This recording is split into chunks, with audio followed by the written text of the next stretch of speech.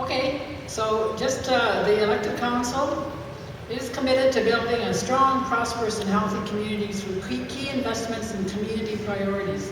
And these are some of the priorities that council has come up with over the years in different strategic sessions we've had.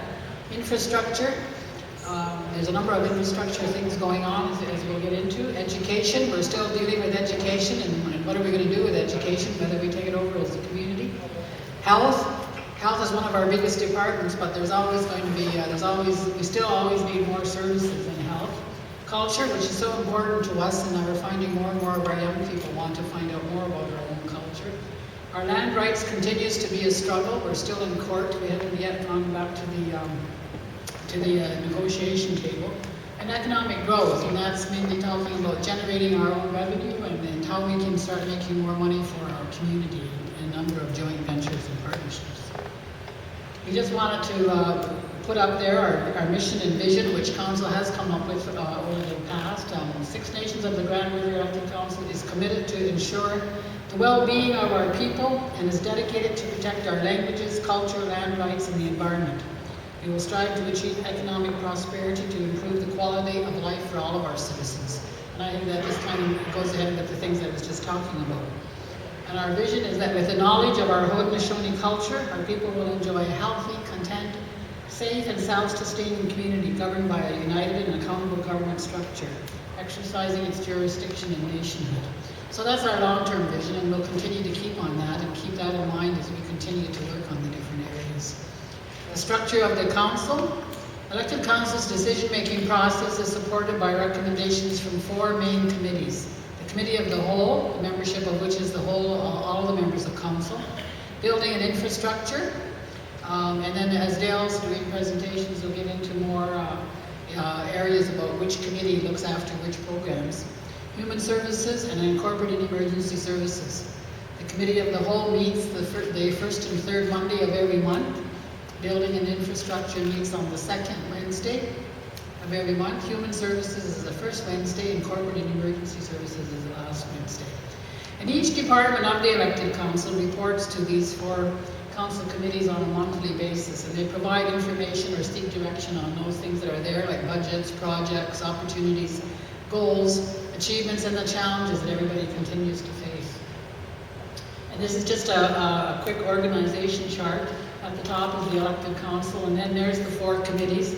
And you'll see under Committee of the Whole, in addition to dealing with a number of new business items that come up, we also have the Lands and Resources.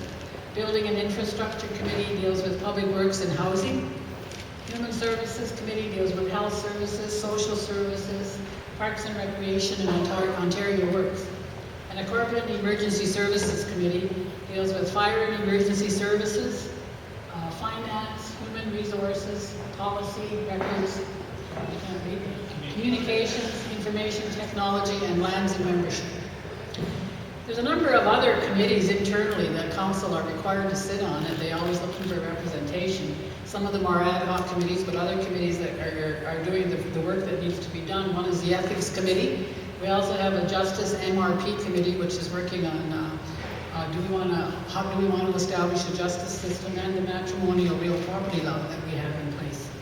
There's the Youth and Elders Project team for the Youth and Elders building that is going up next door. There's the Education Committee, which is looking at all the areas of education, including elementary, right up to secondary, and post-secondary. And there's a number of issues going on regionally and nationally that we also look at. I think Helen is the chair of that. Sheridan, let me go back. Sheridan's the chair of Justice and MRP. Solid Waste Ad Hoc Committee, Councillor Ray Miracle is the chair, and we're looking at waste management plan. Grand River Enterprises is the committee, but we've never really exercised it because we are looking to meet with the government to talk to them about the $220 million that the Grand River Enterprises pays to the feds, and looking at ways that maybe we can get that back into our community. So that's why that's up there, but we haven't moved now that we have a new government in place. Maybe we can move forward on that, at least to have discussions on it. Accessibility, that's for people to make our buildings more accessible. Illegal dumping, Dave Hill is taking the lead on that, and there's a number of illegal dumping things going on in our community that we're wanting to deal with. Residency, of course we all know we have the residency bylaw, which continues to be something we need to deal with. And Councillor Terry General has stepped up and is trying to put together a community committee that can deal with that. Ditching and drainage, as everyone knows, there's a lot of drainage problems in our community with water, and so Carl Hill is heading up the ad hoc committee dealing with that, and we're working with the company to try and look at how we can improve the drainage result. We've also involved the surrounding municipalities, because the water is coming into our community from off the reserve, so it is coming from those Halton County and Brant. So we've had some meetings with them, and we've also had the Minister of Environment and Climate Change down here, so we're working with him on trying to resolve that. The Community Collaboration Committee is a new committee that we started this year too, and that's also chaired by Sheridan Hill Pierce. And that's the committee that's responsible for the signs you see throughout the community, the one that says heck your bang and slow down. And we're trying to get messages out to the community about how can we fight substance abuse, alcohol abuse, and bullying and suicides. And you know, we're really struggling with that. We're bringing in all the services together to see how can we reach those people that we need to reach, the ones that are hard to reach. And we invite any community members who are interested in taking part in that committee and have some ideas as to help us to step forward. There's also a small committee overseeing the construction of the fire hall and gaming. There is an ad hoc committee to look at whether we even want to move ahead with gaming in our community. Those are some of the internal ad hoc committees, and there's also several external committees where they're always looking for representatives from council to sit on, and these are just a list of some of them, and that councillors have stepped up and sat on different ones. So as you can see, the councillors are really busy, not only with the council meetings, but all of the committee work and the reading and everything that they need to do. So I'll just quickly run through this list of some of the external committees, and then I'll turn it over to Dale, who will talk about the different programs that we have under council structure. So there's the Chiefswood, they now come under the ACTEV, or Development Corporation.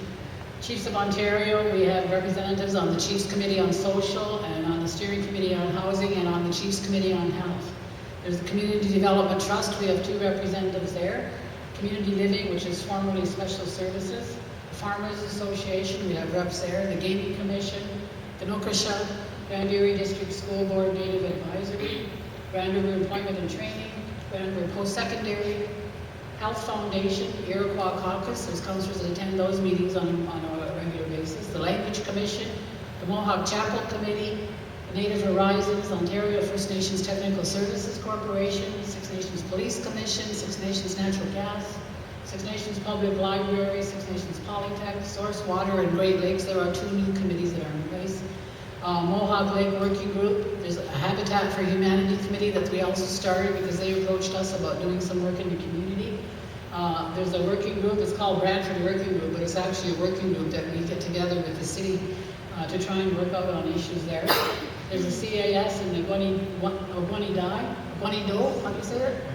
Ogwanido Woodland Cultural Center, and then we have a youth council. We have a couple of, Mark Hill is our representative on the youth council from council, and then we've just started a new working group for the North American Indigenous Games, which are going to be held in Toronto and at Six Nations in July of 2017.